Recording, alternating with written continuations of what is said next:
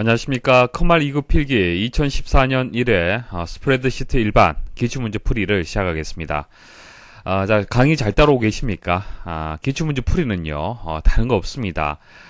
기출문제를 제가 설명을 드리면은 이해가 안 되는 문제들도 분명히 있을 수가 있습니다. 자, 그런 문제들은 또 뒤에 또 다시 설명이 또 나올 겁니다. 그래서 체크만 해두시고 계속 강의를 이어서 들어주시면 되겠습니다. 자, 스프레드시트 일반 보도록 하겠습니다. 자, 다음 중 아래의 윤곽 설정에 대한 설명으로 옳은 것은, 자, 윤곽은 이 부분을 얘기를 하는 겁니다. 윤곽 기호죠, 이게. 자, 여기서부터 여기까지 영역을 선택을 했네요. 자, 선택을 하고, 자, 어떻게 했을 때 이런 모양이 만들어지느냐 찾아라. 그런 얘기가 되겠습니다. 자, 실습을 통해서 보여드릴게요. 자, 한번 보시죠. 내용은 다르지만은 이렇게 범위를 선택을 했어요. 그쵸? 선택을 하고요. 그 다음 데이터 윤곽선으로 일단 이동을 하겠습니다. 자, 데이터, 그 다음 윤곽선 가서 그룹에 보시면은 또 그룹이 있습니다. 자, 그룹 들어가게 되면은 행으로 그룹을 설정할 거냐, 열로 그룹을 설정할 거냐 있습니다. 자, 현재 데이터가 행으로 이렇게 입력이 되어 있죠. 그래서 행으로 선택을 하고요. 확인 버튼 눌렀을 때 어떤 모양으로 바뀌는지 잘 보십시오. 이런 모양으로 바뀌게 될 겁니다. 자, 확인 눌러 볼게요. 자, 확인 누르게 되면은 이와 같이 이렇게 윤곽이 설정이 되죠. 자, 만일 그래서 정답은 이제 1번이 정답이 됩니다. 행 기준입니다. 자, 만일 다르게 제가 한번 해볼게요. 행이 아니고요. 열로 한번 해보겠습니다. 자, 확인 버튼 눌러볼게요. 자, 위쪽에 이렇게 윤곽이 설정이 됐죠. 그래서 여기서는 1번이 정답이 되겠습니다. 다음 중 오름차순 정렬에 관한 설명으로 옳지 않은 것은, 자, 정렬은요, 크게 이제 오름차순이 있고요, 내림차순이 있습니다. 오름차순은 이제 계단을 올라간다라고 개념을 생각을 하시면 돼요. 그래서 숫자가 뭐 1, 2, 3, 4 이런 순서대로, 그러니까 엘리베이터가 이제 한 층씩 올라간다라고 개념을 생각을 하시면 됩니다. 자, 이게 오름차순의 개념이고요. 내림차순은 반대입니다. 4, 3, 2, 1 이런 순서대로 정렬이 되는 것을 내림차순이라고 얘기를 하는 겁니다. 자, 그럼 엑셀에서는 어떻게 정렬을 하는지 기본적인 개념을 말씀을 드릴게요. 일단 정렬할 대상을 이제 범위를 선택을 합니다. 범위를 선택을 할 때, 자, 여기 이름, 지역, 컴퓨터 일반, 이것은 실제 데이터는 아니죠. 실제 데이터는 여기서부터 여기까지가 실제 데이터고요. 자, 이것은 항목의 이름, 필드명이다. 보통 그렇게 얘기를 합니다. 그래서 자, 이 필드명, 항목명하고 뭐 이제 열 이름이라고도 얘기를 하죠. 열 이름이라고 얘기도 하고요. 자, 이것을 포함을 해서 이렇게 범위를 선택을 하셔도 되고요. 빼고 실제 데이터만 이렇게 범위 선택을 하셔도 상관없습니다. 자, 데이터에 가서 정렬을 누르시면요. 자, 여기 정렬 기준이 이렇게 나옵니다. 이름을 기준해서 정렬할 거냐, 지역을 할 거냐, 컴퓨터 일반을 가지고 할 거냐, 이렇게 나옵니다. 자, 그럼 우리는 컴퓨터 일반을 가지고요. 한번 정렬을 한번 해볼게요. 자, 오름차순은 어떻게 정렬된다고 말씀을 드렸습니까? 낮은 값에서 큰 값 순대로 정렬이 되는 겁니다. 자, 확인 버튼 눌러볼게요. 자, 낮은 값인 10, 30, 40, 50 이런 식으로 정렬이 되는 겁니다. 자, 보기 한번 보도록 하겠습니다. 1번 숫자는 가장 작은 음수에서 가장 큰 양수의 순서로 정렬된다. 자, 오름차순이라고 말씀을 드렸습니다. 낮은 숫자에서 큰 숫자 순서대로 정렬이 되는 겁니다. 그래서 뭐 마이너스 2, 그 다음 마이너스 1, 0, 1, 2, 3 이런 순서대로 정렬이 된다. 자, 그런 설명이 되기 때문에 맞습니다. 자, 2번 영숫자 텍스트는 왼쪽에서 오른쪽으로 정렬된다. 예를 들어 텍스트 A 100이 들어있는 셀은 A1이 있는 셀보다 뒤에 A11이 있는 셀보다 앞에 정렬된다. 자, 이게 무슨 뜻인지 설명을 드릴게요. 자, 이 말 뜻이 이렇습니다. A100이 있잖아요. 그죠? 자, 이 셀은 A1이 있는 셀보다 뒤에 있다라고 얘기를 했죠. 그럼 A1이 앞에 있다는 얘기고요. 그 다음 A11은요. A11은 11이 있는 셀보다 앞에 정렬이 된다. 그러니까 A100이 A1보다는 뒤에, A11보다는 앞에 정렬이 된다는 뜻입니다. 지금 오름차순을 얘기를 하는 겁니다. 자, 그래서 영숫자 텍스트라는 것은 이제 영문자하고 숫자가 이렇게 혼합되어 있는 텍스트를 얘기를 하는 거고요. 왼쪽에서 오른쪽으로 정렬이 된다. 자, 왼쪽, 여기가 왼쪽, 여기가 오른쪽이 있죠. 그러니까 이쪽 방향으로 정렬이 된다는 얘기예요. 그러니까 첫 번째 텍스트를 다 비교를 하는 거예요. 자, 같은 A잖아요. 그러면은 두 번째 값을 비교를 하는 겁니다. 왼쪽에서 오른쪽이 되기 때문에 비교를 해요. 같죠? 그 다음 세 번째 값을 비교를 해요. 세 번째 값은 여기 없죠? 없습니다. 없기 때문에 가장 낮은 값이라고 보시면 됩니다. 자, 그다음 세 번째 값이 0이죠. 그다음 여기는 1이잖아요. 그죠? 그래서 순서가 이게 첫 번째, 그다음 이게 두 번째, 이게 세 번째가 된다는 뜻이에요. 그래서 왼쪽에서 오른쪽으로 하나하나의 글자들을 다 이제 오름차순으로 비교를 한다. 그런 뜻이 되겠습니다. 그래서 2번도 맞는 설명이고요. 3번 논리값은, 자, 논리값이라는 것은 true, false를 얘기를 하는 겁니다. 참, 거짓. 자, 그것을 얘기를 하는 거고요. 자, true보다 false가 앞에 정렬되며, 컴퓨터는 보통 false라고 했을 때는 0, true라고 했을 때 1이라고 판단합니다. 그럼 숫자로 봤을 때는 0이 먼저 나와줘야겠죠. 0 다음에 1이 돼야 되잖아요. 그래서 false 다음에 true가 된다라는 그런 뜻이 되는 겁니다. 그래서 이제 false가 앞에 정렬된다. 맞는 설명이고요. 자, 오류 값의 순서가 모두 같다. 자, 오류 값에 대해서는 다음에 설명을 드릴게요. 여러 가지 오류 값들이 있는데요. 자, 이 오류 값의 순서는 모두 같다라는 정도만 일단 알고 계시면 되고, 자, 가장 중요한 것은 4번입니다. 정렬이라고 나왔을 때 출제되는 내용 중에서 반 이상은요, 이 내용이 나옵니다. 자, 공백은, 자, 빈셀, 공백은 항상 가장 앞에 정렬된다. 자, 데이터가 들어있는 셀이 있고, 자, 이렇게 들어있는 셀이 있고요. 아무 값이 저장되지 않은 빈 셀이 있을 겁니다. 자, 그럼 한번 상식적으로 한번 생각을 해보십시오. 자, 우선순위가 어떤 것이 높을까요? 자, 공백이란 것은 데이터가 없기 때문에 이것은 사실 필요 없잖아요. 정렬할 필요가 없는 거예요. 그래서 데이터가 들어있는 데이터가 들어있는 셀들만 정렬을 하고요. 공백은 항상 마지막에 정렬합니다. 가장 마지막에. 그래서 가장 앞에 정렬된다고 설명을 했기 때문에 틀렸습니다. 자, 공백은요, 오름차순일 때도 같고요. 내림차순일 때도 항상 마지막에 정렬이 됩니다. 그렇기 때문에 공백은 좀 특수하죠. 그래서 시험에 잘 출제가 됩니다. 반드시 기억을 하십시오. 그래서 이 문제를 사실 공백에 대해서만 정확하게 여러분들 알고 계시면요, 쉽게 풀이가 되는 문제입니다. 자, 하지만은 정렬에 대해서 또 시험에 나오는 나머지 것들도 한번 제가 정리를 해드리겠습니다. 자, 정리라고 얘기를 했을 때는 내림차순 혹은 오름차순 둘 중에 하나만 이해를 하시면 돼요. 반대로 하면 되잖아요. 그죠? 그래서 내림차순만 한번 말씀을 드려볼게요. 자, 계단을 내려온다라고 생각을 하시면 됩니다. 자, 제일 위쪽에는 한글이 있어요. 한글. 자, 모든 텍스트, 데이터 중에서 가장 중요한 거, 가장 우선순위가 높은 게 뭐가 되겠습니까? 한글이 가장 중요하다고 보셔야겠죠.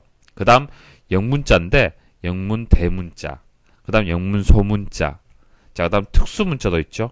특수문자, 그 다음 숫자, 이런 순서예요. 그래서 여러분 생각을 할 때 한글이 가장 중요하다. 그 다음 영문자인데 영문자 중에서도 대문자, 그 다음 소문자다. 그 다음 특수문자. 그래서 여기까지는 문자가 다 처리 끝났잖아요. 그죠? 그 다음에는 숫자가 들어오고요. 그 다음에는 공백이 들어옵니다. 자, 공백은 내림차순이든 오름차순이든 항상 마지막에 정렬이 됩니다. 자, 그리고 엑셀에서는요, 기본적으로는 대소문자를 구분하지는 않습니다. 자, 여기서는 뭐 영문자가 없기 때문에 상관없는데요. 자, 보세요. 자, 기본적으로는 만약 여기 영문 대문자 혹은 소문자가 있다 하더라도 정렬되는 것은 동일하게 정렬이 됩니다. 만약 영문자, 대소문자로 구별하려면은 옵션에 들어가서 대소문자 구분을 체크를 해야 돼요. 근데 기본적으로는 체크가 되어 있지 않습니다. 자, 이 문제는 시나리오 관련된 문제가 되겠습니다. 시나리오 설명드리겠습니다. 자, 시나리오가 왜 필요한지 말씀을 드릴게요. 어떤 사건에 따른 여러 가지 가상적인 결과를 예측하기 위해서 시나리오란 것이 필요한 겁니다. 자, 아래쪽 예시 한번 보십시오. 지금 현재 컴퓨터 일반, 스프레드시트 일반, 데이터베이스 일반 이 세 과목에 대해서 점수가 이렇게 나와 있고요. 자, 현재 점수일 때는 평균값이 얼마인지 이렇게 나와 있습니다. 자, 근데 이 상태에서 한번 우리가 어떤 예측을 한번 해보겠습니다. 어떤 가상의 결과를 한번 만들어 볼게요. 데이터베이스 일반이 현재는 30점인데요. 자, 이게 80점일 때, 80점으로 증가가 되었을 때 평균값은 얼마가 될까요? 자, 그리고 10으로 감소가 되었을 때, 자, 이 평균값은 또 얼마가 될까요? 이런 식으로, 이제 값이 바뀌었을 때 그 값에 따른 이 영향, 자, 이 영향에 따른 이 값이 또 바뀔 수가 있겠죠. 그죠? 자, 물론 여기서 이 평균이란 이 셀 있죠. 이 셀에는 값이 53이 입력되어서는 안 됩니다. 주의하십시오. 반드시 함수로 입력이 되겠죠. 수식으로 입력이 돼야 된다는 얘기입니다. 그래야만 이 값에 따른 어떤 영향, 그 결과가 수식에 의해서 이 값이 바뀌는 거잖아요. 그렇죠? 일단 그건 주의를 하셔야 돼요. 자, 여기서부터 여기까지 수식이 이렇게 여기 입력이 되어 있고, 그래서 이 값이 바뀜에 따라서 평균값은 그 영향을 받기 때문에 바뀐다는 얘기입니다. 자, 그래서 각 이 데이터베이스의 이제 값이 바뀜에 따라서 평균값이 어떻게 바뀌는지 그것을 예측하고 싶다. 자, 그때 시나리오를 이용을 하시면 됩니다. 자, 그럼 시나리오를 적용하게 되면 아래쪽 표가 나와요. 시나리오 요약표가 이렇게 나옵니다. 자, 이 표에 보시면은요, 여기 증가, 감소라고 되어 있죠. 그러니까 금방 제가 80으로 증가되었을 때, 10으로 감소되었을 때, 자, 이것을 예측하고 싶다라고 말씀을 드렸잖아요. 그죠? 자, 그래서 현재 값이 30일 때, 현재 값이 30이고, 그리고 현재 값이 평균은 53이잖아요. 그죠? 자, 여기서 변경셀이라는 것은 결과적으로 변경되는 것이 뭡니까? 데이터베이스 일반에 2의 두 번째 셀이잖아요. 그쵸? 2의 두 번째 셀. 이게 변경셀이 되는 거예요. 그래서 변경셀은 결과셀의 값을 예측할 수 있는 숫자 값이 입력이 되는 겁니다. 입력되는 셀이에요. 그래서 뭐 여기에다가 80 혹은 10이라는 숫자가 들어가겠죠. 자, 그 다음 결과셀이라는 것은 F 두 번째. 자, 결과셀은 자, 이것은 변경셀이 되고 이것은 결과셀이 되는 겁니다. 자, 이 변경되는 값에 따라서 결과셀은 달라지겠죠. 그래서 결과셀에는 수식이 입력되어 있어야 됩니다. 그래서 수식이 입력되어 있는 셀이 결과셀이 되는 겁니다. 일단 판단할 수가 있겠죠. 변경셀이 무엇인지 결과셀이 무엇인지 이해를 하셔야 됩니다. 그래서 현재 값은 30, 53이에요. 근데 증가될 때 80으로 변경셀이 바뀐다, 변경된다. 그랬을 때는 결과셀은 70으로 바뀐다. 자, 그 다음 10으로 감소가 되었을 때는 어떻게 되느냐. 그때는 결과셀이 47이 된다라는 이제 그 어떤 예측된 결과를 보실 수가 있습니다. 자, 기능을 한번 수행을 해보겠습니다. 자, 데이터에 가서 자, 가상 분석이 있습니다. 여기서 시나리오 관리자 선택을 하십시오. 현재 시나리오가 없는 상태입니다. 추가를 해야 됩니다. 추가 버튼 누르시고요. 자, 시나리오 이름을 일단 증가라고 일단 이름을 주겠습니다. 자, 그리고 변경셀은 그 2의 두 번째 셀을 선택을 해야겠죠. 자, 변경셀은 2의 두 번째 셀을 선택을 할게요. 이 값이 이제 바뀌게 되는 것입니다. 그리고 확인 버튼 한번 눌러 볼게요. 자, 확인 버튼 누르시면은 변경셀에 해당하는 값을 입력하십시오. 자, 현재 30인데 이것을 어떻게 바꿀 거냐? 자, 80으로 한번 증가를 시켜 보겠다. 자, 그리고 확인 버튼 눌러 봅니다. 자, 그러면은 증가라는 시나리오가 이렇게 만들어졌죠. 자, 그리고 시나리오 관리자 대화 상자에서 요약 버튼 누릅니다. 자, 요약 버튼 누르시면은 보고서의 종류라고 해서 두 가지를 선택할 수 있도록 나옵니다. 시나리오 요약 그리고 시나리오 픽업 테이블 보고서 두 가지 형태로 볼 수가 있는데 시나리오 요약을 일단 선택을 하겠습니다. 자, 결과 셀은 F 두 번째가 자동으로 선택이 되었네요. 자, F 두 번째가 결과 셀이 되겠죠. 확인 버튼 누르시면 됩니다. 자, 이렇게 누르시면은 증가가 되었을 때, 자, 변경셀의 값에 따른 결과셀의 값이 이렇게 바뀐다라는 것을 이제 새로운 시트로 해서 보실 수가 있습니다. 자, 시나리오를 더 추가하려면은 간단하죠. 뭐 관리자 호출해서 여기서 추가 버튼 눌러서 또 추가하면 됩니다. 감소해서 변경셀은 2의 두 번째 셀이 맞고요. 확인 버튼 누르시고요. 바뀌는 값은 뭐 10으로 감소를 시키겠다. 확인 버튼 눌러주시면 됩니다. 그럼 이렇게 두 개의 시나리오가 만들어져 있는 상태죠. 이 상태에서 또 추가하고 싶으면 추가 버튼 누르시면 되고, 삭제하고 싶으면 삭제 버튼 누르시면 되고, 그 다음 편집. 자, 편집 누르면은 뭐 셀을 또 바꿀 수도 있고, 시나리오 이름을 또 바꿀 수도 있습니다. 그리고 이제 요약 버튼 누르시면 되겠죠. 자, F 두 번째 값. 자, 시나리오 요약 선택하시고, 확인 버튼 누르시면은 두 개의 시나리오를 한 번에 또 보실 수가 있습니다. 자, 그리고 병합은요, 다른 시트에 있는 시나리오를 가지고 와서 추가를 할 수가 있습니다. 말 그대로 병합하는 겁니다. 합치는 거고요. 자, 표시는요, 이렇게 새로운 시트로 만드는 것이 아니라 현재 이 시트에다가 바로 표시가 될 수 있도록 하는 겁니다. 자, 한번 보세요. 표시 한번 눌러볼게요. 값이 바뀝니다. 자, 누르면은 증가에 대한 시나리오 결과가 바로 적용이 됩니다. 자, 시험에 나오는 내용들 정리해 드리겠습니다. 자, 시나리오 관리자. 대화 상자에 대한 내용 금방 말씀을 드렸어요. 추가, 삭제, 편집, 뭐 추가, 말 그대로 추가, 삭제는 제거고 편집은 내용을 수정하는 거고요. 병합은 다른 시트에 있는 시나리오를 불러와서 추가하는 거고요. 자, 요약은 요약 버튼 누르면은 시나리오 요약 대화 상자가 또 표시가 됩니다. 여기서 시나리오 요약과 시나리오 픽업 테이블 보고서 이 둘 중에서 하나를 선택을 할 수가 있습니다. 자, 표시는 뭐 아까 말씀드렸고요. 워크시트에 바로 표시가 되는 겁니다. 자, 그럼 시나리오 요약 그 대화 상자에 대해서 또 설명을 드려볼게요. 자, 시나리오 보고서는 자, 여기서 선택된 이제 보고서들은 새 시트에서 만들어지는 거죠. 만들어지고요. 종류는 시나리오 요약하고요. 그리고 시나리오 픽업 테이블 이렇게 두 가지가 있습니다. 자, 시나리오 요약 보고서를 만들 때는 결과 셀이 없어도 되지만 시나리오 픽업 테이블 보고서에서는 결과 셀을 반드시 지정을 해야 된다. 자, 여기 결과 셀을 지정할 수 있도록 되어 있죠. 자, 보세요. 자, 요약 버튼 눌러보겠습니다. 자, 시나리오 요약에서 결과 셀 있죠. 이거 한번 지워볼게요. 현재 시나리오 요약이 선택이 되어 있습니다. 확인 버튼 눌러보겠습니다. 어때요? 선택을 한다, 결과 셀을 선택하지 않아도 결과는 나오죠. 결과하고는 상관이 없다는 얘기입니다. 일단 만들어진다는 얘기예요. 오류 발생하지 않잖아요. 그죠? 자, 그런데 자, 여기서 픽업 테이블 보고서를 한번 선택을 해볼게요. 그리고 결과 셀은 지워보도록 하겠습니다. 자, 확인 버튼 누르시면은 결과 셀을 지정해야 된다라는 이런 오류 메시지가 나온다는 얘기입니다.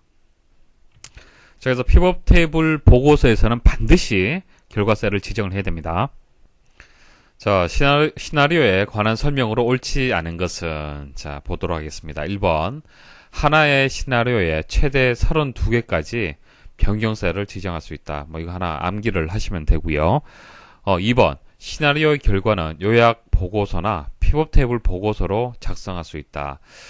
자, 말씀을 드렸죠. 설명을 드렸고요. 픽업 테이블에 대해서는 다음에 또 설명을 드릴 겁니다. 그리고 3번 시나리오 병합을 통하여 다른 통합 문서나 다른 워크시트에 저장된 시나리오를 가져올 수 있다. 설명을 드렸고요. 자, 4번 시나리오는 입력된 자료들을 그룹별로 분류하고 해당 그룹별로 특정한 계산을 수행하는 기능이다. 이거 시나리오에 대한 설명이 아니고요. 이것은 부분합에 대한 설명입니다. 자, 부분합 기능도 엑셀에서 이제 많이 이용되는 기능입니다. 다음에 문제가 나왔을 때 자세히 말씀을 드리도록 하고요. 간단하게만 말씀을 드리겠습니다. 만일 여기 이제 합격자가 있고 불합격자가 있습니다. 이렇게 명단들이 있어요. 명단들이 있으면은 이것을 이제 그 그룹별로 해서 어떤 분석을 하고 싶다. 그럴 수가 있을 겁니다. 자, 그랬을 때 어떻게 하냐면은 부분합을 이용을 하시면 돼요. 그래서 첫 번째 할 일은요. 불합격자하고 합격자를 이렇게 분류를 합니다. 정렬을 해요. 정렬을 하고요. 자, 그러면 이 불합격자 수가 몇 명인지 합격자 수가 몇 명인지 자, 이 작업을요. 부분합을 이용하면요. 일일이 손으로 직접 계산하는 것이 아니라 자동으로 계산을 해줍니다. 그런 이제 부분합의 기능이 있어요. 그래서 이런 기능들을 이제 부분합이라고 얘기를 하고 4번에 대한 설명은 부분합에 대한 설명이 되겠습니다. 자, 이 문제는 데이터 통합에 대한 문제가 되겠습니다. 자, 데이터 통합 해보도록 하겠습니다. 자, 표가 두 개 있고요. 이 두 개의 표에 들어있는 값을 통합을 할 겁니다.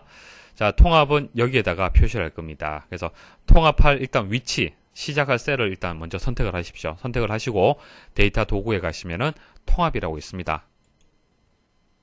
자, 통합을 할 때의 함수, 사용할 함수를 선택할 수 있어요. 그래서 뭐 합계부터 해서 개수, 뭐 평균, 최대, 최소, 곱, 뭐 숫자, 개수, 표준 편차, 뭐 표준 편차 이런 여러 가지 함수들을 선택을 할 수 있습니다. 자, 여기서 합계를 일단 선택을 할게요. 자, 참조는 선택을 해줘야겠죠. 통합을 한다는 것은 분명히 두 개 이상은 있어야 됩니다. 그래서 여기서 여기까지 이 두 개를 통합을 할 거예요. 자, 클릭을 하시고 선택을 하시면 됩니다. 자, 클릭하시고 자, 이것을 또 추가를 해야겠죠. 추가. 자, 또 하나 선택. 자, 됐습니까? 추가하시고. 자, 그럼 두 개가 이렇게 추가가 되었죠. 그리고 확인 버튼 누르시면 됩니다. 됐습니까? 자, 데이터 통합 그렇게 어렵진 않죠.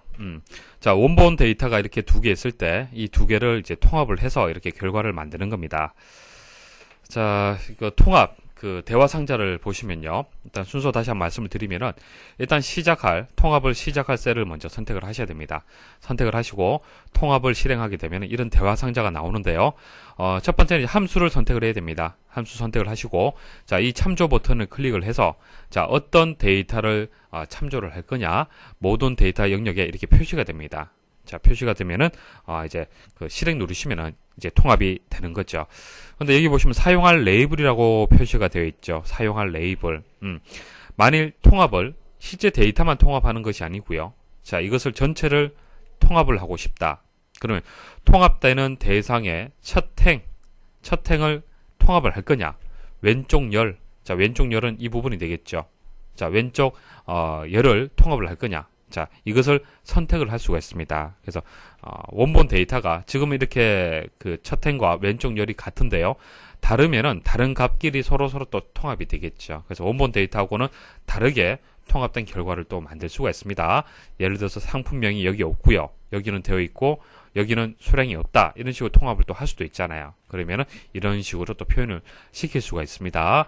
그래서 원본 데이터가 서로 다른 원본 데이터를 가지고 또 다른 이제 결과 통합된 데이터를 만들 수가 있습니다.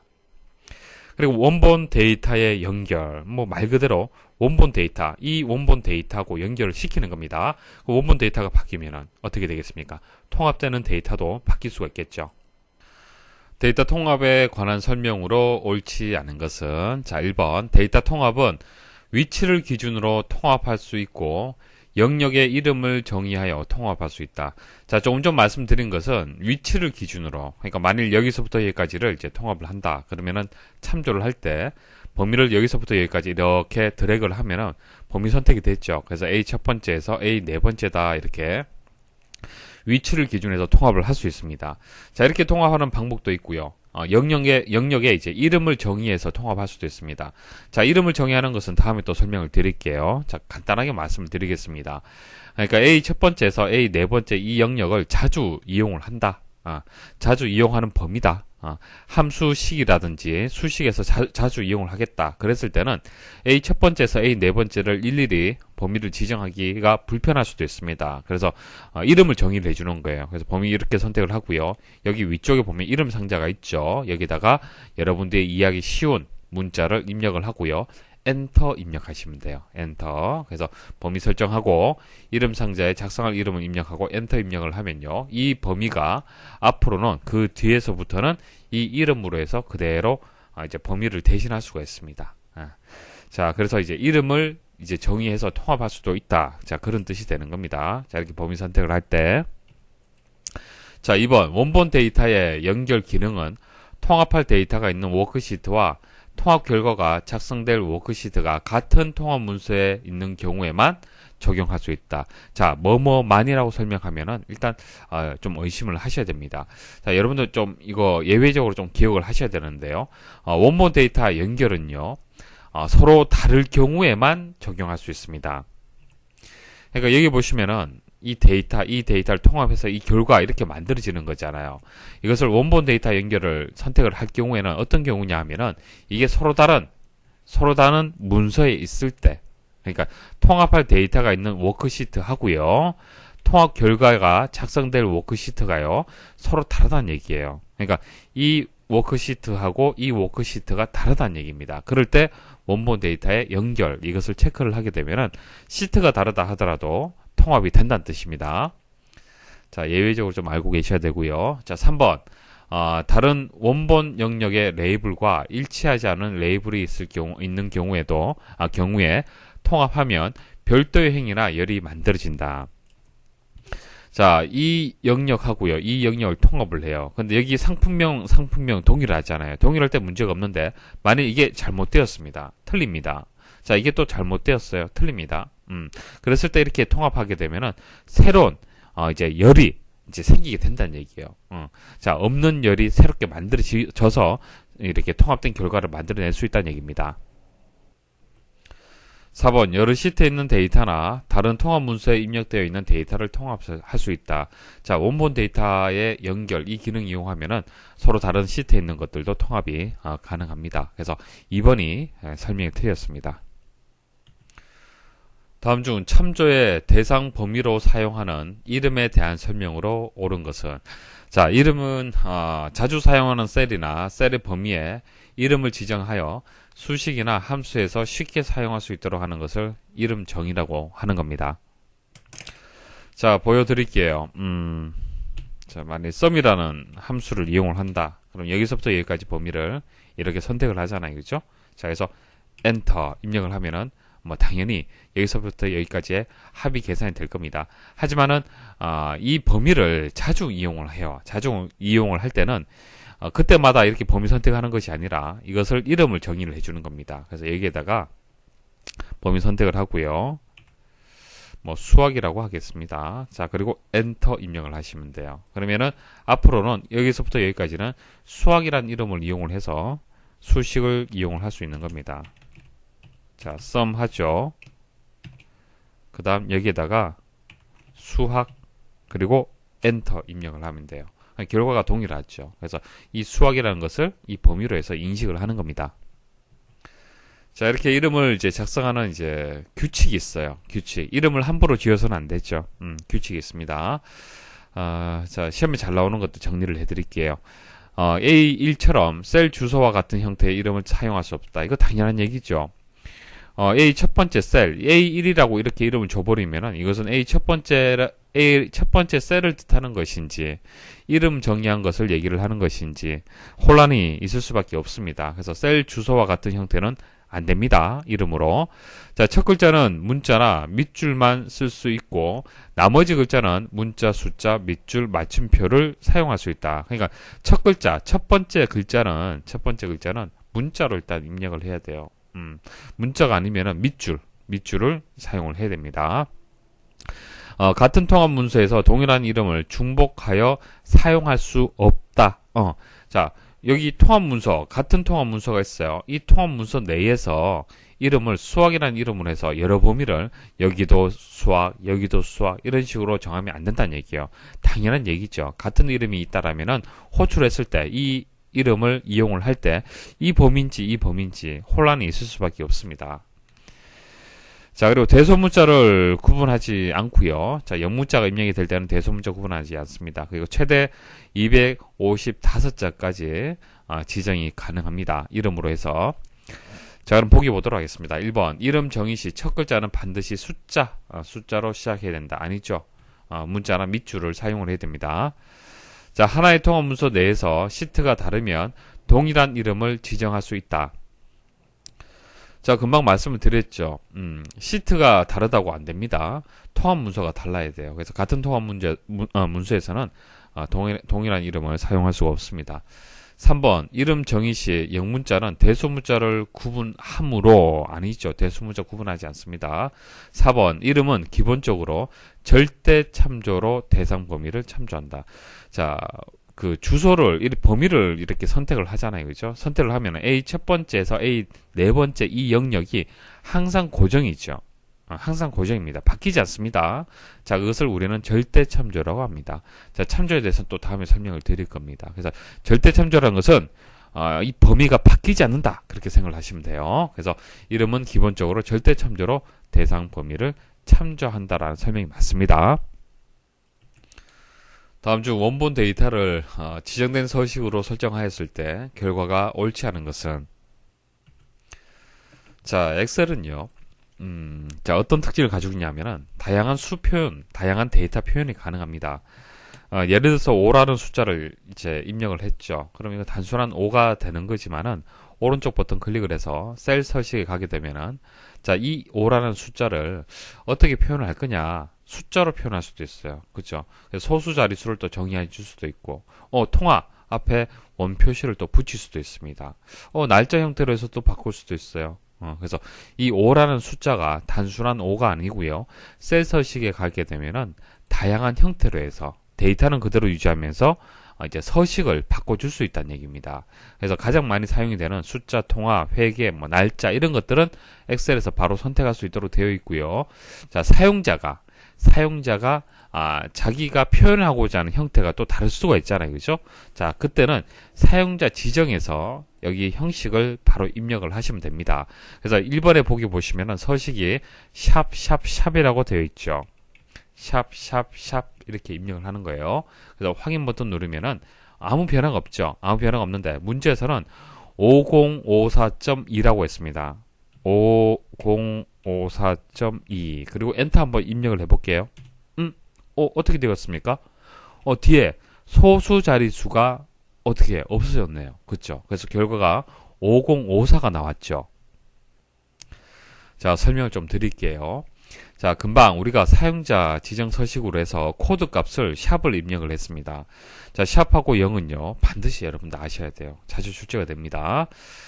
코드 값 샵은요, 유효 자릿수를 나타내는 건데, 유효하지 않은 자리는 표시하지 않습니다. 자, 예시 한번 보도록 하겠습니다. 만일 샵샵샵 그리고 점하고 샵샵 입력을 했어요. 이건 소수점이 되는 겁니다. 소수점. 그래서 정수 자릿수는 세 자리로 표시를 하고 그 다음 소수 자릿수는 두 자리로 표시해라, 그런 뜻이 되는 거예요. 그럼 데이터가 34.567이 들어왔다. 34.567이 입력이 되었어요. 그러면은 정수 자릿수는 최대 정수 자릿수는 세 자리가 기본입니다. 근데 세 자리가 기본인데 두 자리로 되어 있잖아요. 그죠? 자, 그럼 한 자리가 비네요. 그죠? 자, 이것은 표시하지 않습니다. 유효하지가 않잖아요. 그죠? 이 자리는. 그럼 표시하지 않아요. 놔둬요. 그냥 그대로 34로 그대로 놔둡니다. 그 다음 소수 자릿수는 두 자리죠. 하나, 둘. 세 자리까지 값이 입력이 되었잖아요. 그때는 반올림을 해줍니다. 그래서 6은 7이 되는 거예요. 그래서 34.57이 되는 겁니다. 이해하시겠습니까? 자, 또 하나 더 해보죠. 그 다음 샵 했을 때 33.745가 들어가요. 자, 이런 유형들은 나올 때마다 계속 말씀을 드릴 겁니다. 너무 걱정하지 마시고. 자, 33.745가 들어갔어요. 자리를 맞춰줘야 되는 겁니다. 자, 정수 자릿수는 한 자리잖아요. 그죠? 그런데 데이터는 두 자리입니다. 자, 이럴 때는 유효한 숫자잖아요. 그죠? 유효한 숫자는요, 그대로 다 표시를 해줘야 돼요. 이제 사용자 지정으로 해서 한 자리로 했지만은, 한 자리로 했다 하더라도 이 33이라는 값은 유효하기 때문에 그대로 표시를 해줍니다. 자, 소수 한 자리죠. 소수 한 자리인데 세 자리로 들어갔습니다. 그때는 반올림 된다고 말씀을 드렸죠. 자, 4452에 의해서 이것은 지워지고 7만 남습니다. 그래서 33.7이 되는 거예요. 자, 그럼 0일 경우에 한번 보도록 하겠습니다. 자, 0은요, 같은 유효 자릿수를 나타내는 이제 그런 코드인데요.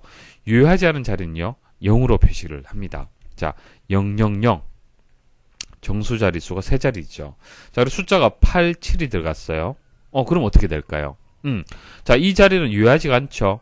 그러면 결과는 0, 8, 7이 되는 거예요. 그러니까 유효하지 않은 자리는 0으로 표시한다. 금방 말씀을 드렸잖아요. 자, 그 다음 000.000 000.000 숫자는 12.3이 들어갔습니다. 자, 유효하지 않은 자리는 0으로 채워주십시오. 자, 이렇게 그래서 012.300이 되는 겁니다. 자, 샵하고 0이 다르죠. 자, 2번 보도록 하겠습니다. 자, 서식에다가 골뱅이에서 화이팅 들어갔네요. 자, 이게 어떤 뜻인지 보여드릴게요. 아주 재밌습니다. 자, 골뱅이 들어갔고요. 그 다음 화이팅이죠. 자, 엔터 입력을 하고요. 이 자리에다가 대한민국이라고 입력을 해보겠습니다. 엔터 입력을 해볼게요. 어떻게 되었습니까? 뒤에 화이팅이 붙었죠. 붙었습니다. 그래서 이 골뱅이에서 뒤에 들어온 이 문자를 입력하는 문자에다가 계속 붙여주는 그런 효과가 있습니다. 그래서 결과가 대한민국 화이팅이 맞습니다. 자, 그래서 골뱅이는 연결하는 역할을 합니다. 그래서 골뱅이 활용 능력하고 컴퓨터 입력을 하면은 컴퓨터 활용 능력이라고 결과가 나오는 겁니다. 자, 동그라미 3번 원본 데이터가 이렇게 들어가네요. 콜론으로 해서 이렇게 구분해서 들어갈 때는 그 시분초가 됩니다. 시분초. 그리고 서식을 보시면은 H. 자, H는 시간을 뜻하는 거고, M은 분이죠. S는 초입니다. 그래서 시간을 두 자리, 분을 두 자리, 초를 두 자리로 표시를 해라.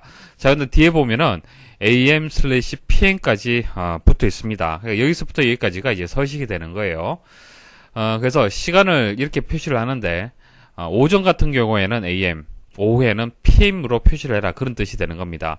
자, 15시 30분 22초잖아요. 15분은요, 15시가 되기 때문에 오후 3시가 되는 겁니다. 오후 3시. 그래서 PM이 되겠죠, PM. PM이 되고요. 자, 오후 3시인데, 오후 3시를 03으로 표시를 해야 됩니다. 왜냐면은, 시간이 두 자리잖아요. 그죠? 그래서, 이제, 10의 자리도, 이제, 값이 없다라면 0으로 표시를 해야 됩니다. 그래서, 3번이 이제, 옳지 않은 그런 이제, 보기가 되겠습니다. 자, 그 다음 4번 보시면은, 2013년 2월 1일이 되겠죠. 이렇게 하이픈으로 연결되는 경우에는, 연도, 월, 일로 보통 그렇게 표시를 합니다. 서식을 보시면 Y가 있는데 Y는 이제 연도가 되는 거예요. 연도 4자리, 자, 월 2자리, 그리고 D는 1이 되겠습니다. 그래서 1을 3자리로 표시해라 그런 뜻이 되는데, 자, 월 같은 경우에는 보통 2자리로 표시가 되죠. 1월부터 12월까지가 있기 때문에 2자리로 표시가 되는데, 자, 1 같은 경우에는 1은 어떻습니까? 1은 1일부터 해서 31일까지 그 두 자리까지만 있으면 충분하죠. 근데 여기 세 자리로 D를 표시를 했습니다. 자, 이것은 이제 일자를 얘기하는 것이 아니고요. 이것은 요일입니다. 요일. 세 자리가 들어갔을 땐 요일이에요. 아시겠습니까? 자, 그래서 D가 3개면은 요일인데 요일에 약어가 들어갑니다. 약어. 앞에 세 자리만. 그래서 여기 2013년 2월 1일은 금요일이 되고요. 프라이데이에서 FRI만 이렇게 약어가 표시가 된 겁니다. 그리고 네 자리 같은 경우에는 요일을 풀네임으로 표시가 되는 거예요. 프라이데이 해서 전체가 다 표시가 되는 겁니다. 만약 이렇게 되면은 뒤에 전체 풀네임이 이렇게 표시가 된다는 뜻입니다. 그래서 연도 4자리, 월 2자리 이렇게 제대로 표시가 되었고요. 자, 그래서 정답은 3번이 되겠습니다. 다음 중 하이퍼링크에 대한 설명으로 옳지 않은 것은 강의 중에 말씀을 드렸는데, 자, 하이퍼링크는 그냥 마우스 이제 셀을 하나 선택하고요. 셀 하나 선택하고 마우스 오른쪽 버튼 클릭하면 바로 거기 메뉴 나오죠. 거기에 하이퍼링크 메뉴가 있습니다. 그 하이퍼링크 메뉴를 클릭을 하면은 하이퍼링크 삽입이라는 이런 대화 상자가 나오는데요. 자, 하이퍼링크 그러니까 이동을 할 수 있는 거예요. 클릭을 하면은 다른 문서나 웹페이지로 이동을 할 수가 있는 겁니다. 그래서 여기서 문서를 선택을 해서 할 수도 있고, 주소, 인터넷 주소를 또 선택을 할 수도 있고, 자, 여러 가지로 해서 할 수가 있고요. 책갈피 같은 경우에는, 자, 문서 내 특정 위치, 그러니까 두 번째 시트에 A 첫 번째 셀로 이동하고 싶다. 가능합니다. 책갈피 기능 이용하시면 돼요. 자, 한번 보도록 하겠습니다. 1번. 단추에는 하이퍼링크를 지정할 수 있지만 도형에는 하이퍼링크를 지정할 수 없다. 이거 아닙니다. 도형에도 지정 가능합니다. 이렇게 직사각형 도형 있잖아요.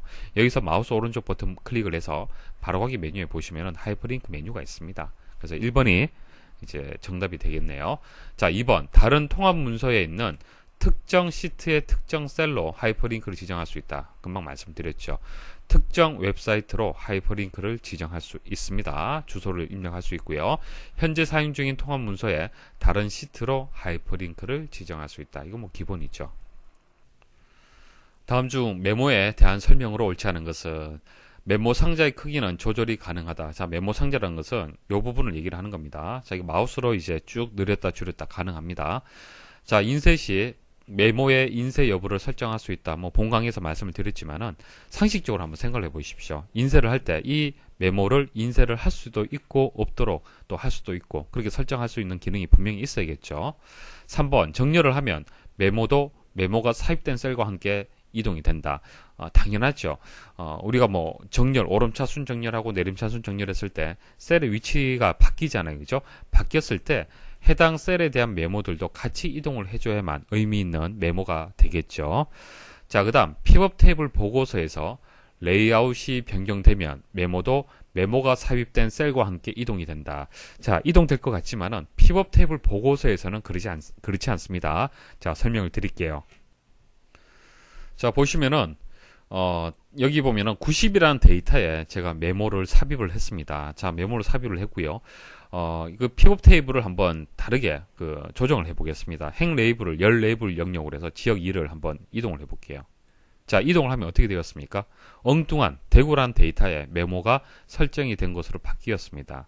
그러니까 D 6번째 셀에 메모가 삽입이 되어 있으면은, 자, 이 위치가 바뀌지 않는다는 얘기입니다. 그래서 메모가 삽입된 셀과 함께 이동이 된다는 설명이 틀렸습니다. 이동되지 않습니다.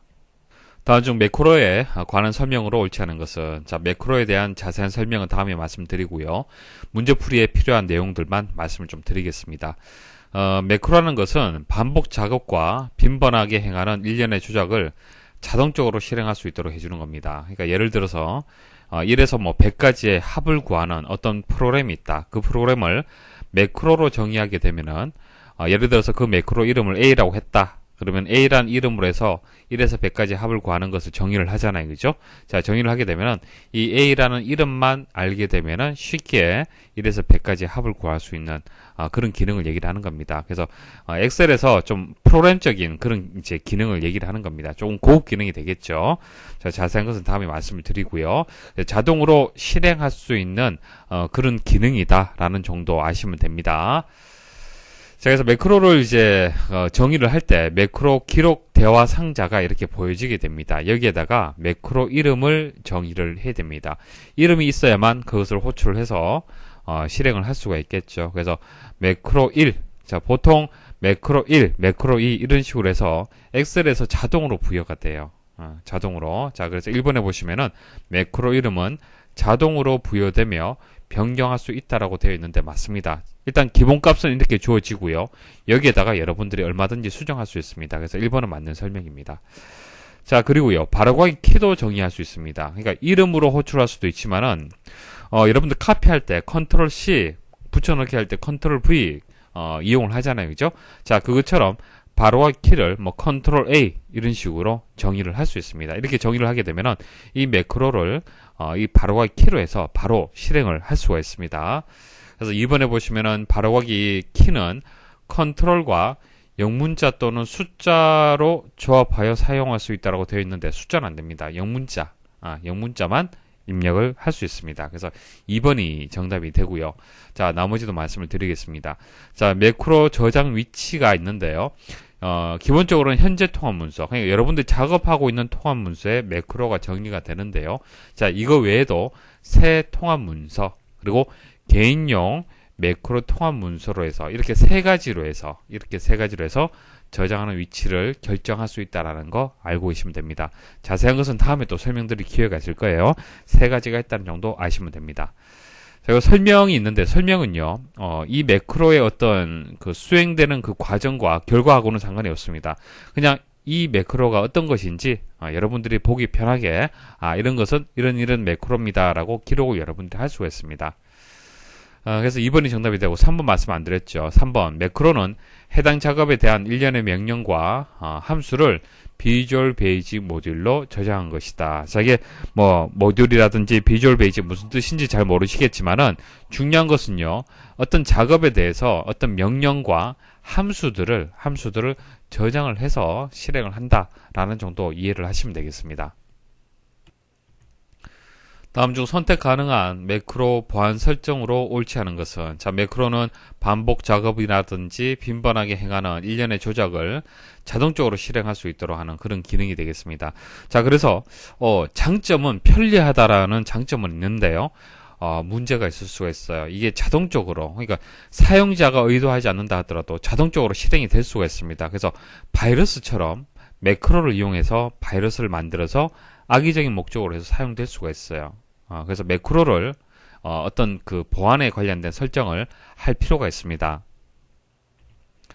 자, 설정하는 방법은요, 오피스 단추 누르시고요. 자, 여기서 엑셀 옵션에 들어가시면요, 보안센터가 있습니다. 자, 보안센터에서 보안센터 설정 누르시면은 여기서 매크로 설정이 있습니다. 여기서 네 가지 중에서 선택을 할 수가 있습니다.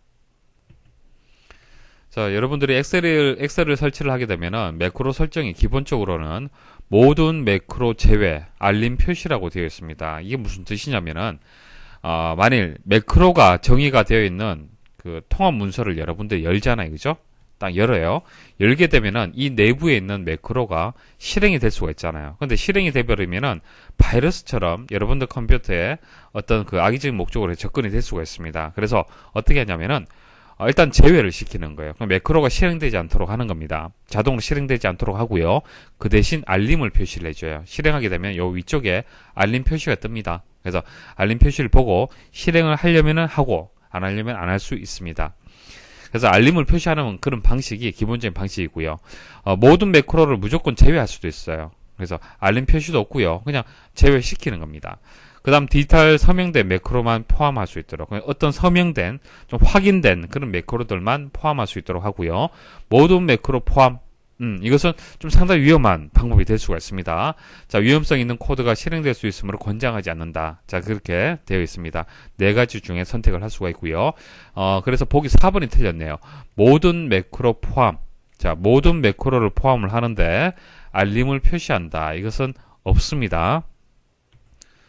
다음 중 아래 그림에서 이 두 번째 셀의 함수식이 자, 아래와 같을 때 결과값으로 오른 것은 자, 이 두 번째 셀에다가 자, 이와 같은 수식을 입력을 했습니다. 결과가 어떻게 되는지 설명을 드리겠습니다. 여기서 사용된 함수가 추주 함수하고 랭크 함수가 이용이 되었습니다.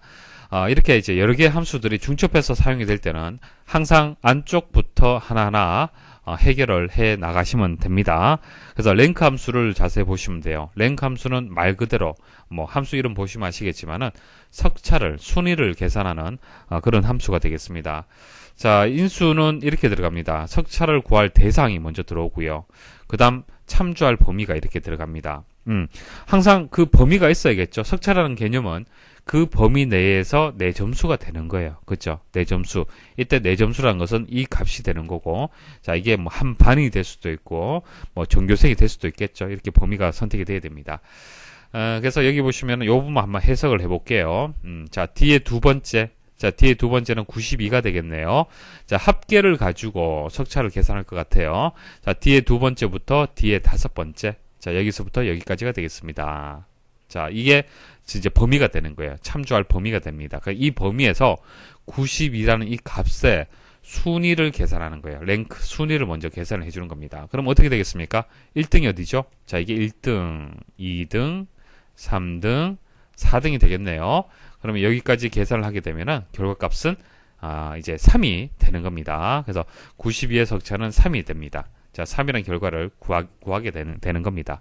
그래서 요 값이 이제 3이 되는 거예요. 자, 3이 되고요.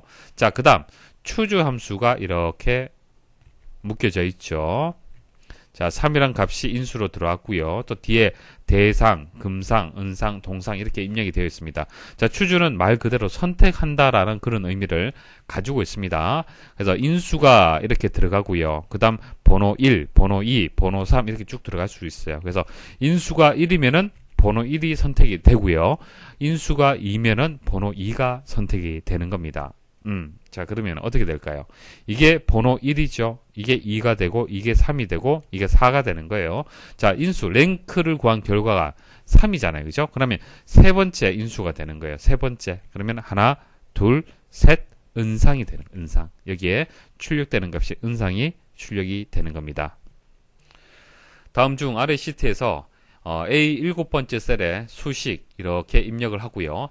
A 7번째 셀을 복사해서 C 8번째 셀에 붙여넣기 했을 때 C 8번째 셀에 표시되는 결과로 옳은 것은 자, 그 수식이 절대 참조 형식이냐 상대 참조 형식이냐에 따라서 다릅니다. 절대 참조를 해서 주소를 입력한 상태에서 복사를 했을 때는 그대로 복사가 됩니다. 컨트롤 C, 컨트롤 V 했을 때 이렇게 이동을 하잖아요. 그죠? 그대로 복사가 돼요. 수식 자체가 그대로 복사가 되는데 이제 절대 참조가 표시되지 않은 경우, 그러니까 여기는 절대 참조, 이거 절대 참조 되어 있죠. 그래서 A 첫 번째 셀은 바뀌지 않습니다. 이쪽으로 이동이 된다 하더라도 그러니까 A 첫 번째 셀은 고정이 돼요. 그 다음 여기 보면 A는 고정이 되었는데 행값이 어떻게 되었습니까? 달러 기호가 없죠. 이건 상대 참조가 된다는 얘기입니다. 상대 참조. 그러니까 여기서는 2가 되지만은 행이 7번째 행에서 8번째 행으로 바뀌었죠. 7에서 8로 바뀌었잖아요. 그죠? 그러면 2도 3으로 바뀌어줘야 돼요.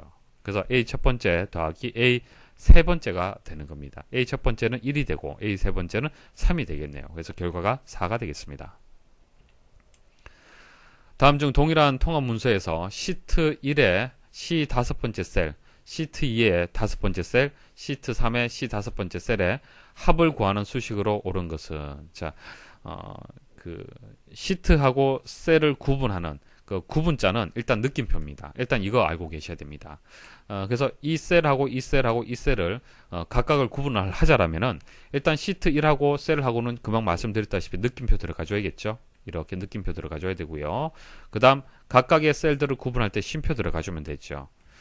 그래서 셀 각각을 선택을 할 때는요. 시트 1 느낌표 C5, C2, 시트 2, 시트 두 번째 느낌표 C 다섯 번째. 자, 이런 식으로 해서 쉼표로 각각을 선택을 해주면 됩니다. 입력을 해주면 됩니다. 그리고 썸으로 묶어주면 되는데요. 보기에는 이 보기가 없고요. 셀 이름을 생략하는 경우, 그러니까 여기 보면 C 다섯 번째, C 다섯 번째, C 다섯 번째 공통으로 입력이 되어 있잖아요. 그죠? 이거 생략할 수 없을까요? 생략 가능합니다. 자, 이렇게 한번 입력을 하고요.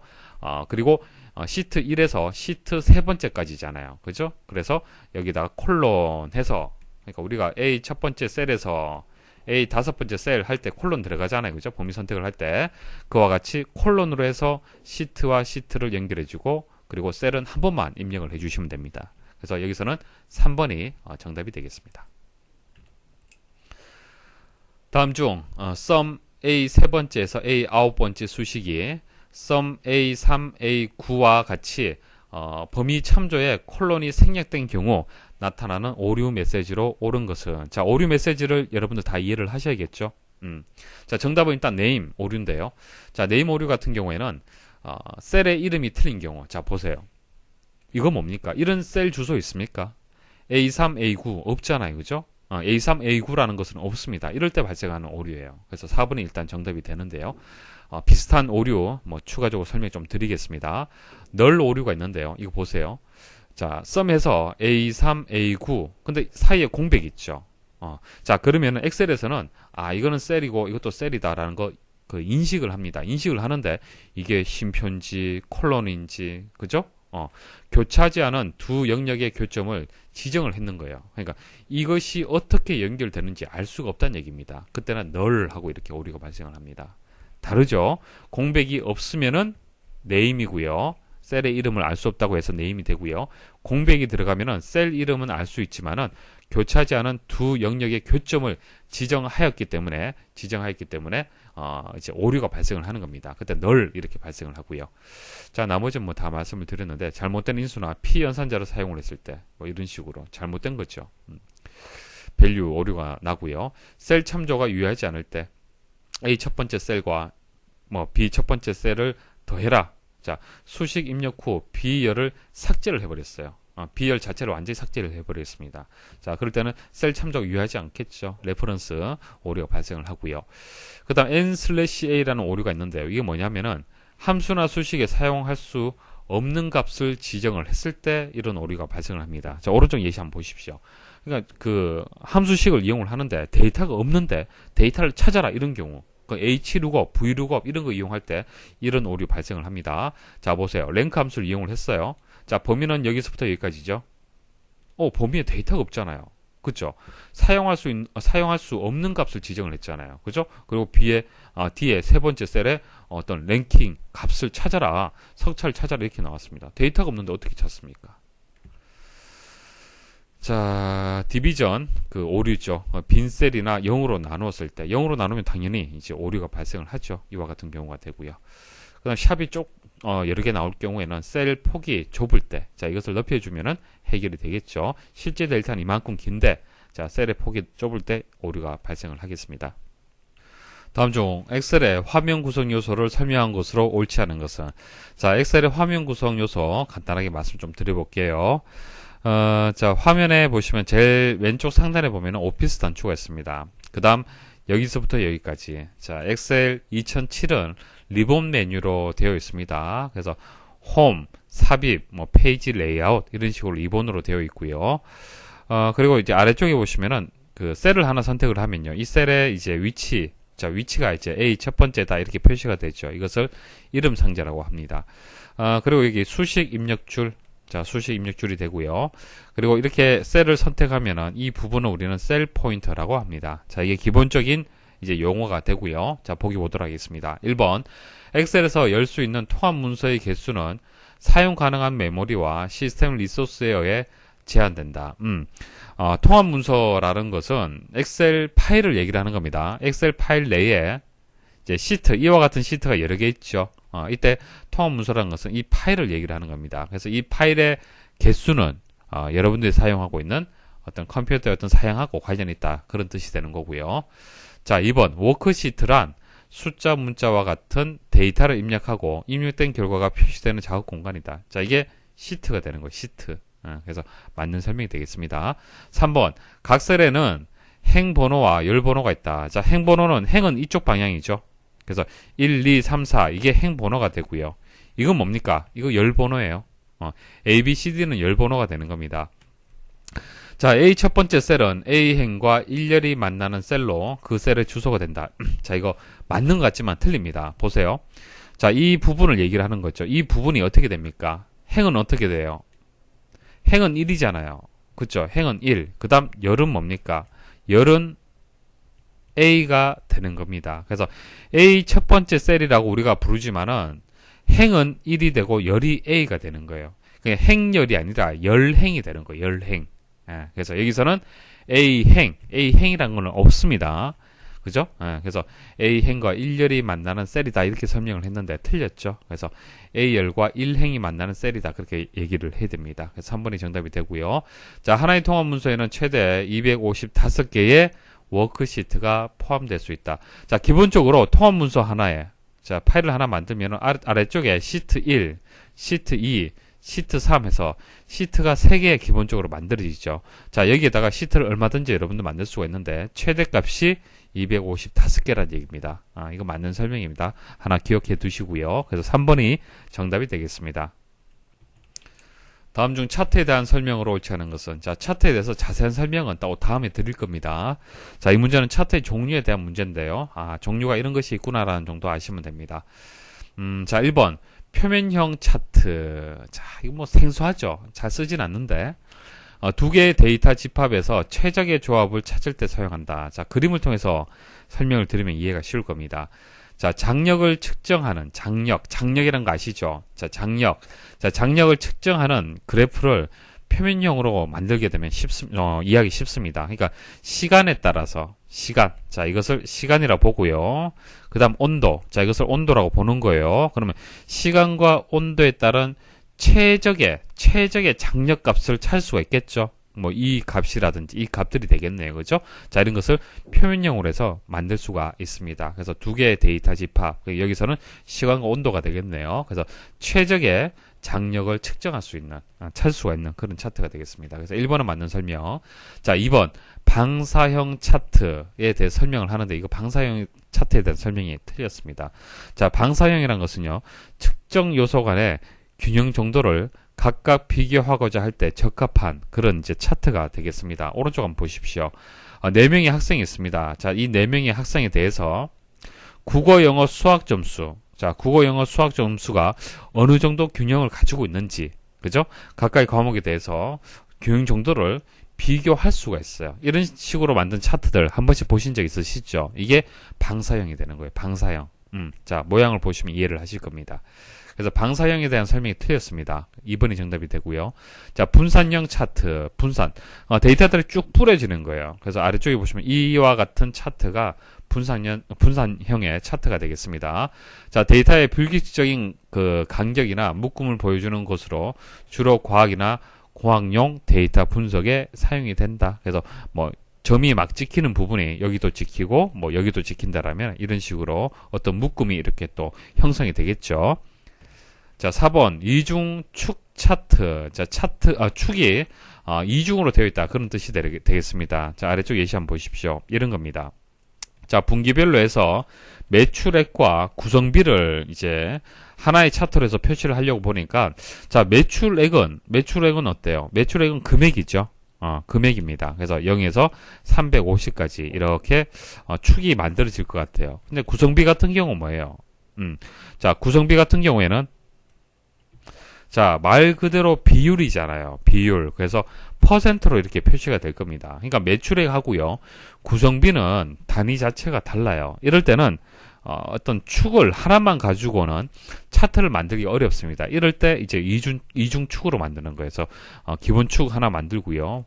보조축을 하나 추가로 이렇게 만들어서 표시를 할 수가 있습니다. 자, 그래서 설명을 보시면은 특정 데이터 계열의 값이 자, 특정 데이터 계열의 값이 다른 데이터 계열의 값과 현저하게 차이가 날 경우, 여기서 데이터 계열이라는 것은 이제 여기 범례, 이것을 범례라고 하는데 범례입니다. 범례. 그러니까 여기서 매출액, 구성비 생각을 하시면 돼요. 그러니까 매출액이나 이제 구성비가 현저하게 차이가 난다는 얘기예요.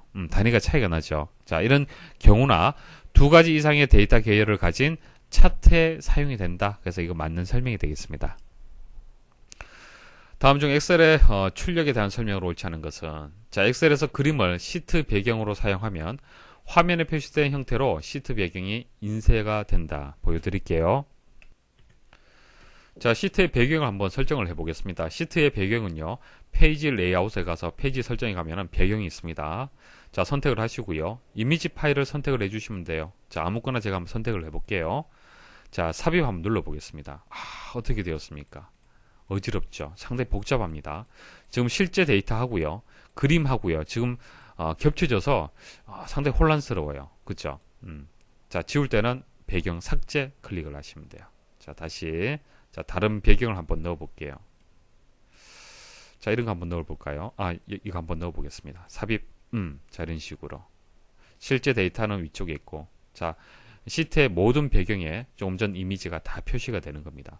자, 근데 이게 인쇄가 되느냐, 그 얘기를 하는 겁니다. 자, 한번 보도록 하죠. 자, 인쇄 미리 보기서 한번 보겠습니다. 자, 보시면 어떻습니까? 없잖아요. 배경 자체가 없잖아요. 그죠? 그래서 인쇄를 할 때는요, 배경이 인쇄가 안 됩니다. 자, 어떤 경우에 인쇄가 되냐면은, 자, 이렇게 이제 배경으로 이제 입력하는 것이 아니고요. 자, 배경 지우고요. 자, 삽입에 가서 그림을 삽입하거나 도형이라든지 스마트 아트라든지 이런 것들을 삽입을 하게 되면은 그때는 인쇄가 되죠.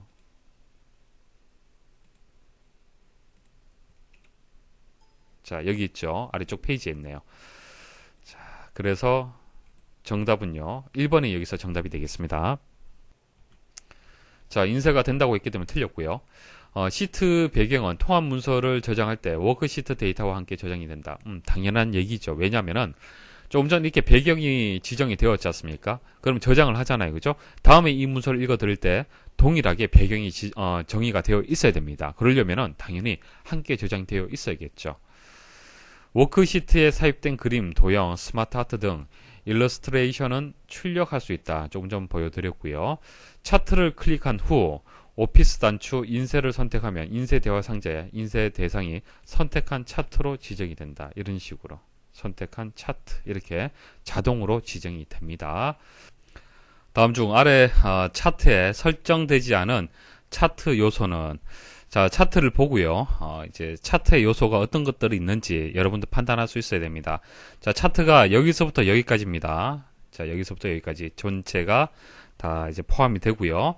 자, 이 위쪽에 차트 제일 위쪽에 있는 이 내용은 차트 제목이 되겠습니다. 그래서 1번의 차트 제목은 좀 이제 표시가 된 이제 차트 요소라고 보시면 되고요. 그다음 여기 아래쪽에 보시면은 이렇게 표 형태로 되어 있죠. 표 형태로 되어 있는데, 이런 식으로 표 형태로 만든 것을 데이터표라고 합니다. 데이터표라고 이렇게 만들게 되면은 여기 까만색이 이제 한국고등학교고요. 자, 흰색이 대한고등학교입니다. 각각의 이제 영역에 따른 점수, 자, 점수를 수치로 이제 표시를 한 겁니다. 물론 차트로 이제 표시를 하게 되면은 크고 작음을 비교 판단하기 쉽겠죠. 하지만은 정확하게 이 값이 얼마의 값을 가지는지 판단하기 좀 어렵습니다. 그래서 이것을 데이터표로 해서 추가로 표시를 한 겁니다. 자, 그다음 데이터 레이블이 있는데요. 데이터 레이블은 여기 없습니다. 데이터 레이블이라는 것은 이 차트에 대한 값 있죠. 값이라든지 여러 가지 뭐 비율이라든지 그런 것들을 표시가 할 수가 있겠죠. 그래서 보통은 이제 값을 보통 이제 표시를 하는데, 그래서 요 표시가 되는 요 값에 대해서 표시가 이렇게 되어 있으면은 이것은 데이터 레이블이 표시가 된 게 맞는데요. 현재 그런 값은 없습니다. 그렇기 때문에 데이터 레이블은 현재 차트 요소가 여기에 표시가 안 되어 있고요. 자, 그럼 4번 한번 보도록 하겠습니다. 세로 축 제목. 자, 세로 축 제목이라는 것은 일단 세로 축은 이겁니다. 세로 축, 값축이라고 하는데, 자, 이 축에 대한 제목이 평균 점수라고 되어 있네요. 그죠? 그래서 3번이 여기서 정답이 되겠습니다.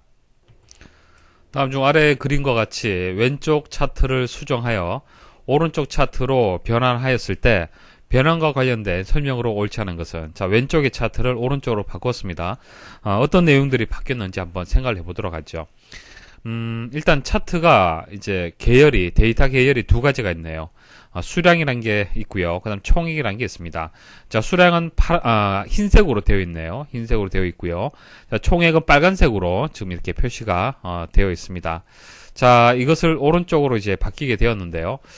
여기도 이제 총액은 빨간색으로 되어 있습니다. 그래서 이 부분이 이제 총액이 되는 거고요. 자, 까만색으로 해서 여기서 막대형으로 되어 있었는데 이것은 꺾은 선형으로 바뀌었네요. 그죠? 그래서 수량은 꺾은 선형으로 지금 변경이 되어 있는 상태입니다. 그래서 1번에 보시면은 수량 계열의 차트 종류를 변경하였다라는 설명은 맞습니다. 세로 막대형에서 꺾은 선형으로 좀 변경이 되었습니다. 그리고 여기서 계열이라는 것은 범례 생각하시면 돼요. 총액, 그리고 수량, 이게 범례죠. 범례를 계열이라고 하는 겁니다. 총액 계열, 수량 계열, 자, 그렇게 부르고요. 자, 2번. 기본 세로축의 주 눈금선을 없앴다. 자, 기본 세로축이라는 것은 이겁니다. 자, 이것을 기본 세로축이라고 얘기를 하고요. 자, 가로로 되어 있는 이 선 있죠? 이게 주 눈금선이 되는 겁니다. 자, 근데 오른쪽에 차트를 보시면은, 주 눈금선이 없죠? 그래서 2번이 맞는 설명이 되겠습니다. 3번. 보조축으로 총액 계열을 사용하였다. 자, 왼쪽에 여기 세로 축이 있죠. 이 축 외에 오른쪽에 추가로 보조축을 만들 수가 있습니다. 그래서 오른쪽에 보시면 이렇게 보조축이 만들어져 있죠. 이게 주축이고요. 이게 보조축이 되는 거예요. 주가 되고 이게 보조가 되는 겁니다. 자, 이런 식으로 주축과 보조축을 이렇게 나누는 경우 왜 그러냐면은 왼쪽에 차트 보시면요. 총액의 값의 크기 하고요. 그 다음 수량의 값의 크기를 비교해 보시면은 수량의 값의 범위가 1000도 안 되죠. 최대값이. 총액은 뭡니까? 2000이 넘네요. 그죠? 그래서 총액의 값의 범위하고요. 수량의 값의 범위가 편차가 너무 크게 되면은 이것을 차트로 표현을 하면 큰 의미가 없어요. 그러니까 수량하고 총액을 비교하기 위해서 차트로 표시를 하는데 큰 의미가 없다는 얘기입니다. 너무 그 값의 범위가 편차가 크기 때문에 그래요. 자, 그랬을 때는 이제 보조축으로 해서 하나 더 만드는 거예요. 보조축으로 만들어서 봄, 여름, 가을, 겨울에 대한 수량이 있죠. 흰색으로 되어 있는 이 값을 별도의 이제 값으로 해서 이렇게 보조축으로 만드는 겁니다. 그러니까 값의 범위를 더 축소해서, 그러니까 1000 이하잖아요. 그죠? 그래서 800에서부터 해서 0까지 좀 더 세분화를 하는 겁니다. 그래서 이것을 꺾어선 형태로 해서 이렇게 만든 거예요. 그래서 수량은 보조축으로 지금 표시가 되어 있고요. 총액 같은 경우에는 이제 주축으로 해서 지금 표시가 되어 있습니다. 3번에 보시면은 보조축으로 총액 계열을 사용했다라고 얘기했는데 총액이 아니고요. 수량 계열이 되는 겁니다. 그래서 3번이 정답이 되겠습니다. 자, 기본 세로축의 주 단위를 500으로 설정을 했다. 자, 이게 기본 세로축이 되는 거고요. 자, 0에서 500, 1000, 1500, 2000이죠. 자, 이게 간격이 500이잖아요. 그죠? 그래서 4번이 이제 4번은 또 맞는 설명이고요. 3번이 여기서 정답이 되겠습니다. 다음 중 인쇄 미리 보기에 관한 설명으로 옳지 않은 것은, 자, 엑셀의 인쇄 미리 보기 기능에 대한 문제가 되겠습니다. 자, 실습을 하면서 설명을 드릴게요. 자, 아래 한글 같은 경우, 워드 프로세서 프로그램 같은 경우에는 한 페이지가 기본 이제 그 작업의 단위가 되는 거예요. 그렇지만은 이제 엑셀 같은 경우에는 시트, 그러니까 워크시트가 이제 작업의 단위가 됩니다. 그래서 워크시트가 어디서부터 어디까지가 한 페이지인지 알 수가 없어요. 그죠? 자, 그래서 오피스 단추 누르시고요. 인쇄 가면 인쇄 미리 보기가 있습니다. 자, 인쇄 미리 보기를 클릭을 하면은, 여기서부터 여기까지로 해서 한 페이지가 인쇄가 되는 거구나. 그리고 조금 전 작업했던 내용은 이 정도 크기로 해서 한 장에 출력이 되는 거구나. 알 수가 있는 거예요. 이해하시겠죠? 자, 그래서 여기서 자, 기능 몇 가지 말씀을 드릴게요. 자, 확대 축소가 있어요. 확대 축소. 확대 축소는 지금 좀 작게 보이잖아요. 그죠? 이거 한번 누르시면은 확대되어서 보여지게 되는 거고요. 또 한번 누르시면 축소가 되는 겁니다. 그래서 이것은요, 주의할 점은요, 화면상에서 확대 축소가 되는 것이지, 인쇄할 때 이 내용이 이 용지에서 크게 인쇄가 된다는 것은 아닙니다. 그러니까 이 확대 축소는 실제 인쇄되는 내용하고는 상관이 없어요. 화면상에서 보는 크기를 설정을 하는 겁니다. 자, 그리고 여백 보기라는 것이 이제 체크를 하게 되면은 실제 여백이 어떻게 되어 있는지 한눈에 보실 수가 있습니다. 여기서 여러분들이 직접 마우스로 이렇게 드래그를 해서 셀의 너비 있죠. 셀의 너비를 직접 여러분들이 조정할 수도 있어요. 물론 여백도 직접 이렇게 조정할 수 있습니다. 자, 그래서 여기서 중요한 것은 셀의 너비를 직접 이렇게 조정할 수가 있고요. 이 상태에서 인쇄 미리 보기 닫기를 하게 되면 실제 작업한 이 워크시트에 있는 셀도 실제적으로 이제 너비가 조절이 되는 거예요. 자, 그걸 여러분들이 알고 계셔야 됩니다. 그 다음 이제 페이지 설정에 가면요, 각종 탭들이 있습니다. 페이지 탭에 가서는 여기서 배율, 여기서 확대 축소 배율이라는 것은 이제 인쇄할 때 얘기를 하는 겁니다. 자, 그 다음 여백에 가서는 여백 설정할 수 있습니다. 자, 금방 여기서 마우스로 드래그해서 여백 조정했잖아요. 그죠? 자, 여기서는 수치로 입력을 해서 여백을 또 조정할 수도 있습니다. 그리고 머리글, 바닥글 설정할 수가 있고요. 그 시트 관련해서 여러 가지 기능들이 있는데 다음에 또 말씀을 드릴게요.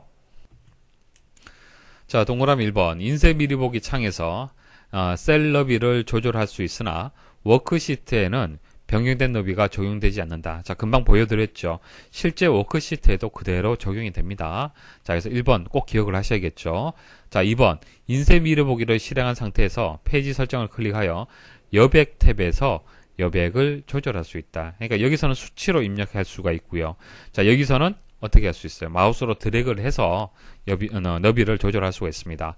자, 3번 인쇄 미리 보기 상태에서 확대 축소를 누르면 화면에는 적용되지만 실제 인쇄 시에는 적용되지 않는다. 자, 인쇄 미리 보기 상태에서 확대 축소는 화면상에서 확대 축소가 되는 겁니다. 자, 4번 인쇄 미리 보기를 실행한 상태에서 여백 표시를 체크한 후 마우스 끌기를 통해서 여백을 조절할 수 있다. 자, 1번 보기에 대한 설명하고 4번 보기에 대한 설명이 같은 내용이죠. 여백 표시를 체크하고 난 뒤에 셀의 너비를 조절할 수가 있습니다. 자, 그래서 1번이 여기서 정답이 되겠습니다. 자, 강의 들으신다고 수고 많이 하셨습니다.